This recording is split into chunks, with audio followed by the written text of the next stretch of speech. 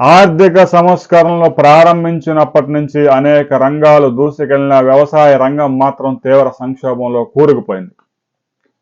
1991లో PV Narasimha Rao ప్రభుత్వం అప్పటి ఆర్థిక శాఖ మంత్రి మన్మోహన్ సింగ్ ఆధ్వర్యంలో తీసుకువచ్చిన ఆర్థిక సంస్కరణలు అనేక రంగాల అభివృద్ధికి బాటలు వేసిన వ్యవసాయ రంగాన్ని మాత్రం కుదేలు చేశాయి. అందులో ఎలాంటి అనుమానం లేదు. వ్యవసాయ రంగంలో భారీగా పెట్టుబడులు పెరగడంతో పాటు పంటను అమ్మితే వచ్చేది పెట్టిన పెట్టుబడుల్లో సగం కూడా రావడం లేదు. దీనికి తోడు ప్రకృతి విపత్తులు కూడా వ్యవసాయ రంగాన్ని సర్వనాశనం చేస్తున్నాయి. వాతావరణంలో వేగంగా వస్తున్న మార్పులు కూడా వ్యవసాయ రంగాన్ని నాశనం చేస్తున్నాయి. 1991లో దేశవ్యాప్తంగా 30 కోట్ల కుటుంబాలు వ్యవసాయ రంగం మీద ఆధారపడి జీవించాయి. నేడు 2024లో తాజా గణాంకాల ప్రకారం వ్యవసాయ రంగం మీద ఆధారపడి జీవిస్తున్న కుటుంబాల సంఖ్య 20 కోట్లకి తగ్గిపోయింది. అంటే వ్యవసాయ రంగంలో కేవలం పెట్టిన పెట్టుబడులు కూడా రాకపోగా అప్పుల ఊబిలో కూరుకుపోయి గడిచిన 3 దశాబ్దాల్లో 12 లక్షల మంది ఆత్మహత్యకు పాల్పడ్డారు. ఆర్థిక సంస్కరణలు వచ్చిన తర్వాత వ్యవసాయ రంగాన్ని సర్వనాశనం చేశారు. రైతు భరోసా పేరుతో 10,000, పిఎం కిసాన్ పేరుతో 6,000 రైతుల ఖాతాల్లో వేసినంత మాత్రాన వ్యవసాయ రంగాన్ని లేపడం సాధ్యం కాదు. రైతులు స్వేచ్ఛగా వారి పంటని ఎక్కడైనా అమ్ముకునే స్వేచ్ఛ లేకుండా చేశారు. దేశంలో కిలో ఉల్లిగడ్డలు 50 రూపాయలకు పోగానే కేంద్ర రాష్ట్ర ప్రభుత్వాలు గగ్గోలు పెట్టి వెంటనే బంగ్లాదేశ్ నుంచో వేరే దేశం నుంచో దిగుమతి చేసుకునే ప్రయత్నాలు చేస్తూ ఉంటారు. కానీ పెట్రోల్ డీజిల్ ధరలు మాత్రం కేంద్ర రాష్ట్ర ప్రభుత్వాలే పెంచుకుంటూ పోతాయి. అంటే రైతు పంట పండించడమే కానీ అమ్ముకునే స్వేచ్ఛ రైతుకు లేకుండా చేశారు.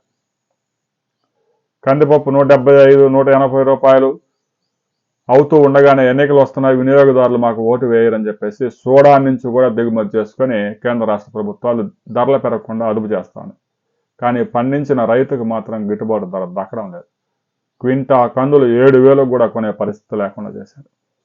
రాబోయే రోజుల్లో వ్యవసాయ రంగంలో భారతదేశంలో 10% జనాభా కూడా వ్యవసాయం చేసే పరిస్థితి లేదు. మొత్తం జీడిపిలో కేవలం 12% మాత్రం వ్యవసాయ రంగం నుంచి వస్తూ ఉంది. కాబట్టి వ్యవసాయ రంగంలో రాబోయే రోజుల్లో మరింత జనాభా తగ్గాల్సిన అవసరం కూడా స్పష్టంగా ఉంది. చదువుకున్న ప్రతి ఒక్కరూ వివిధ రంగాలకు వలసపోతా ఉన్నారు. అందుకే తాజాగా విజయసాయి రెడ్డి ఎవరు వ్యవసాయం చేయడం లేదు, రాబోయే రోజుల్లో ఆహారం దొరకదు, అందుకే నేను వ్యవసాయ రంగంలోకి వస్తున్నానని చెప్పేసి రాజకీయాలకి రాజీనామా చేసి వ్యవసాయం చేపట్టబోతా ఉన్నాడు రేపటి నుంచి.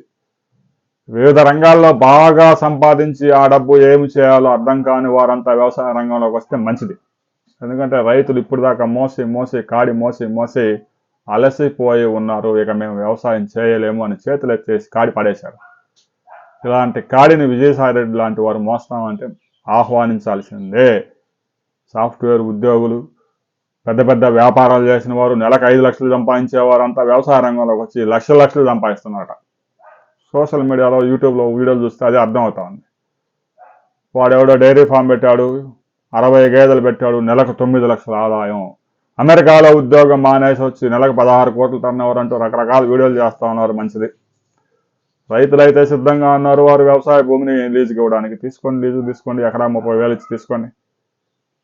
రాబోయే రోజుల్లో రైతులు మాత్రం వ్యవసాయం చేయరు. వివిధ రంగాల్లో అక్రమంగా డబ్బు పోగేసిన వారు ఆ బ్లాక్ మనీని వైట్ మనీగా మార్చుకునేందుకు వ్యవసాయ రంగాన్ని ఒక టూల్గా వాడుకోబోతా ఉన్నారు. విజయసాయి రెడ్డి కూడా అక్రమంగా పోగేసిన వేల కోట్ల రూపాయల వ్యవసాయం పేరుతో ఆ బ్లాక్ మనీని వైట్ మనీగా చేసుకునే కుట్ర చేస్తూ ఉన్నాడు. వ్యవసాయ రంగం మీద వచ్చిన ఆదాయానికి ఇన్కమ్ ట్యాక్స్ లేదు కాబట్టి 1,00,000 ఎకరాలు లీజు తీసుకొని అందులో 6,000 కోట్ల రూపాయలు నేను ఖర్చు చేశాను, 16,000 కోట్ల రూపాయలు వచ్చాయని చెప్పొచ్చు. దానికి ట్యాక్స్ ఉండదు. ఆ బ్లాక్ మనీని వైట్ మనీగా మార్చుకునే కుట్ర జరుగుతూ ఉంది. వ్యవసాయంలో రైతులైతే మాత్రం సాగు చేయడానికి ముందుకు రావడం లేదు. అరాచక శక్తులన్నీ వ్యవసాయ రంగంలోకి ప్రవేశించడానికి చూస్తూ ఉన్నాయి.